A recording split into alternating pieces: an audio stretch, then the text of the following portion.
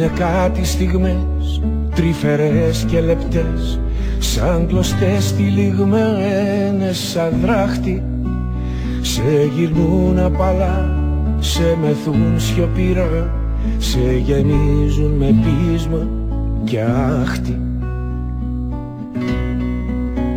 Για όλα αυτά που ζητάς, για πολλά που πονάς, για το τίποτε μιας ευτυχίας,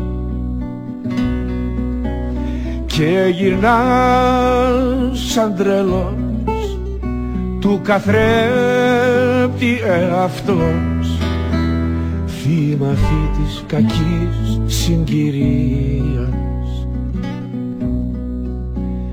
Πλημμυρίζουν το χθες μαγεμένες σκιές που ξοπίσω μου γράφουν τροχιά, με κρατούνε θαρώ σαν αλήθειες παλιές σε λαβύρινθο δεσμίο βαθιά.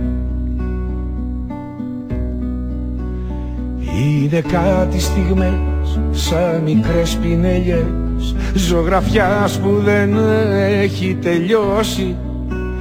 Λείπουν λίγα ακριβά των χρωμάτων νερά για να δώσουν του τόπου τη γνώση.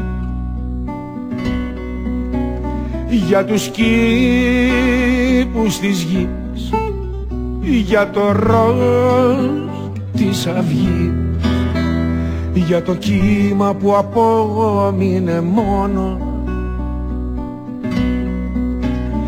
να χαϊδεύει με αφρούς τους πικρούς μας καημούς και να διώχνει της πίκρας τον πόνο.